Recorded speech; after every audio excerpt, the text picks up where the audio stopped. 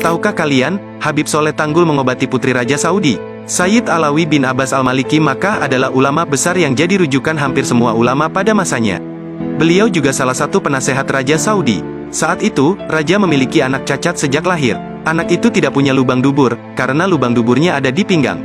Tentu saja, sang Raja sudah datang ke pengobatan di mana saja, tapi hasilnya belum membuahkan hasil yang memuaskan. Akhirnya Sayyid Alawi menyarankan agar sang Raja mengundang seorang Habib penuh karomah dari Indonesia yang bernama Habib Soleh bin Musin Al-Hamid atau akrab disapa Habib Soleh Tanggul. Sang Raja akhirnya mengirimkan utusan untuk meminta Habib Soleh Tanggul berkenan datang ke Arab Saudi. Habib Soleh akhirnya bersedia dan berangkat bersama utusan sang Raja. Sang Raja sudah menyiapkan jamuan istimewa kepada tamunya yang dikenal keramat ini.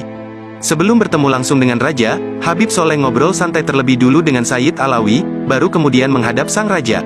Anak sang saja sudah duduk di kursi kebesarannya. Disamperin itu anak itu kemudian ditepuk-tepuk belakangnya sambil berkata, "Back hair ente, insya Allah back hair." Setelah mengucapkan itu, Habib Soleh berkata kepada Sayyid Alawi Al-Maliki, "Ayo Habib, kita pergi dari sini, ana pingin ke tempat antum saja."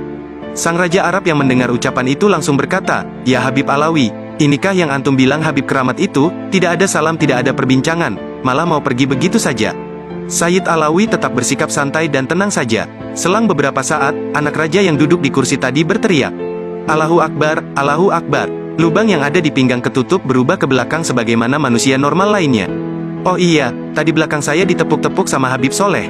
Akhirnya sang raja menawarkan satu peti berisi emas kepada Habib Soleh. "Simpan saja emasmu, ana lebih kaya dari ente. Kalau perlu ana yang kasih ente," jawab Habib Soleh. "Ya Habib Soleh, ana punya anak perempuan. Kalau mau putri ana, akan saya nikahkan denganmu lalu antum aku beri jabatan tinggi di sini," kata sang raja. "Simpan saja putri ente, ana punya Syarifah di rumah. Ana gak butuh jabatan dari ente. Ana sudah punya jabatan dari Allah," jawab Habib Soleh. Mendengar pembicaraan ini, Sayyid Alawi Al-Maliki akhirnya menyarankan Habib Soleh agar mau menerima emas tadi. "Ya Habib Soleh, kita di Hadramaut punya saudara-saudara yang susah. Ambil saja dan kasihkan kepada saudara-saudara kita di sana." Habib Soleh akhirnya menerima saran Sayyid Alawi. Kemudian hadiah itu dibagikan kepada saudara-saudara di Hadramaut. Karena kisah ini, Habib Soleh Tanggul di Hadramaut sana dikenal sebagai Habib paling kaya di Indonesia karena sering membantu saudara-saudara yang ada di Hadramaut. Nah, itulah sedikit karomah dari Habib Soleh Tanggul.